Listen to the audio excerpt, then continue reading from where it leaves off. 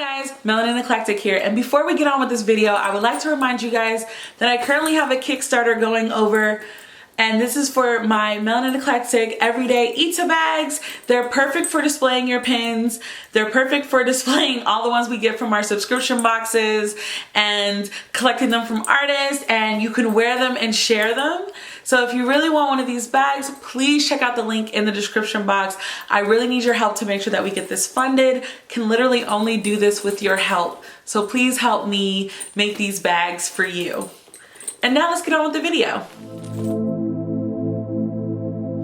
Hi guys, I'd like to welcome you guys back to Read with Melanin.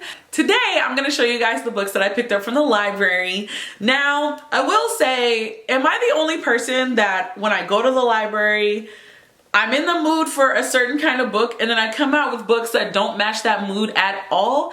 And then when I check out some books, there's a high possibility that I won't even read all of the books that I checked out. Am I the only one?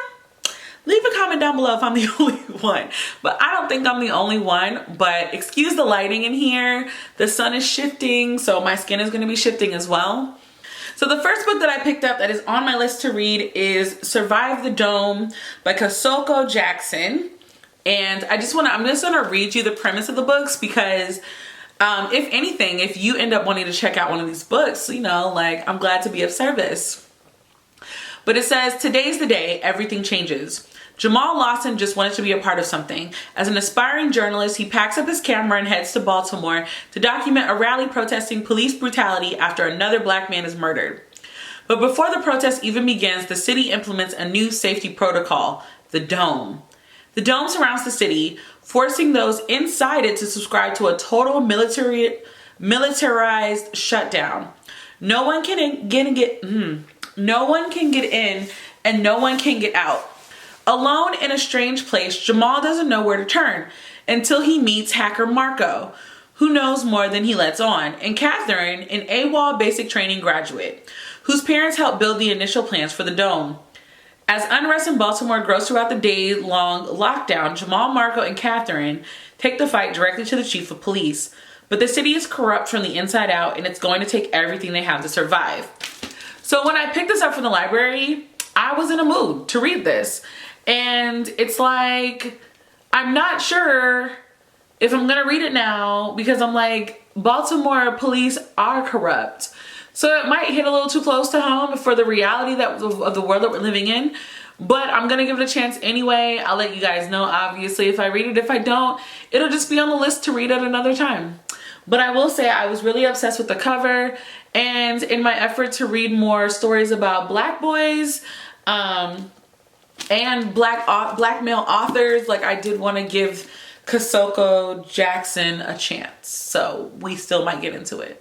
Another book that I've been looking forward to reading is this middle grade book called Pilar Ramirez and the Escape from Zeta. So one, I really like it because of the cover. She looks absolutely amazing. I'm just really loving these young girls on adventure stories. Like, I wish I had these when I was a kid because, man. But of course, let me read you the premise.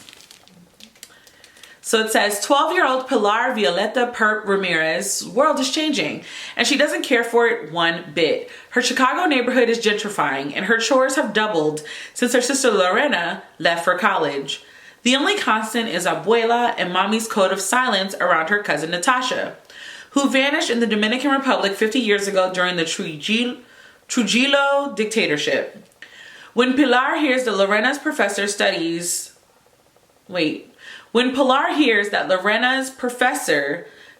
such disappearances, she hops on the first train to dig deeper into her family's mystery. After snooping around the professor's empty office, she discovers a folder with her cousin's name on it and gets sucked into the blank page within.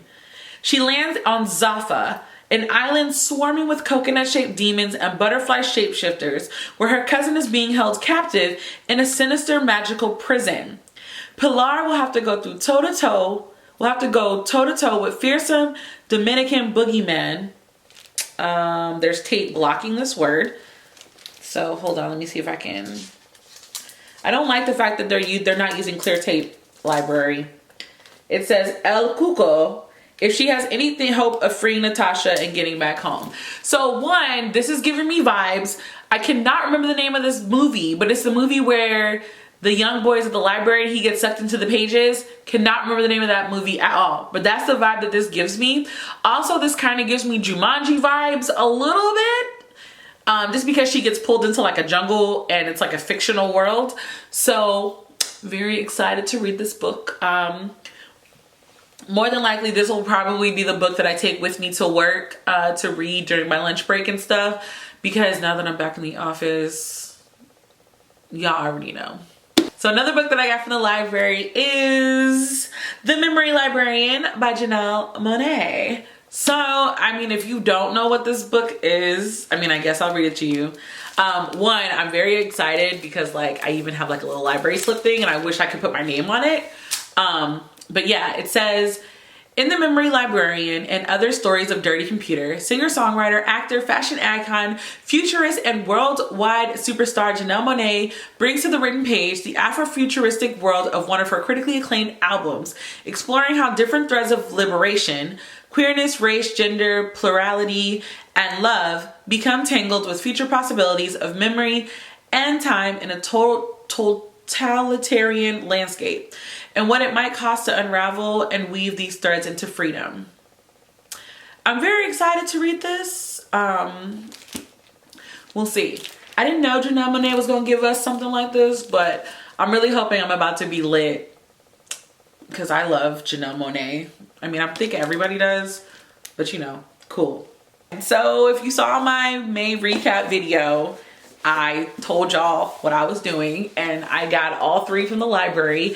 This is the Tea Dragon Society series.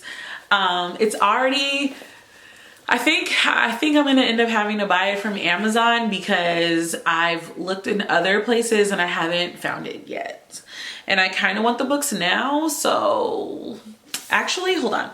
While we're thinking about it, let's look. Where's my phone? I don't know where my phone is. So never mind. We're not going to look at it right now because I don't know where my phone is. But basically, this is a series called The Tea Dragon Society by Katie O'Neill.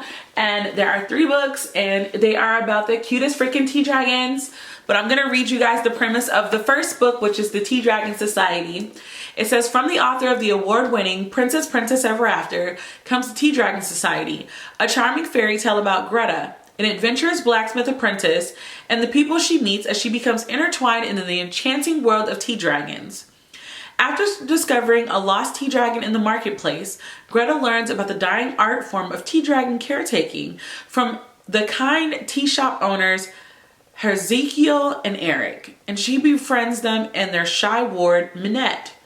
Greta sees how the craft enriches their life and eventually her own. It's so cute! I know I'm probably late to the game when I say that, but I look forward to reading the other one. Like, I'm probably gonna read this one when I take a break from recording videos. The second book is called The Tea Dragon Festival, and I don't know if y'all know this, but this is it says it's a companion story, so I guess like you can read it like with it. But I love this series already. I cannot tell you how beautiful I think the illustrations are for this. Like I want a tea dragon poster in my library, and I think I'm gonna have to make my own fan art of the tea dragons, of them like sitting down having tea. Maybe I'll do a canvas. Oh, ideas. Future Brittany, while you're editing this, be sure to write that idea down. Thanks. My battery is dying, so I'm just gonna say thank you guys so much for checking out my channel. Don't forget my Kickstarter. Let me know what books you got from the library, and until the next time, guys, bye.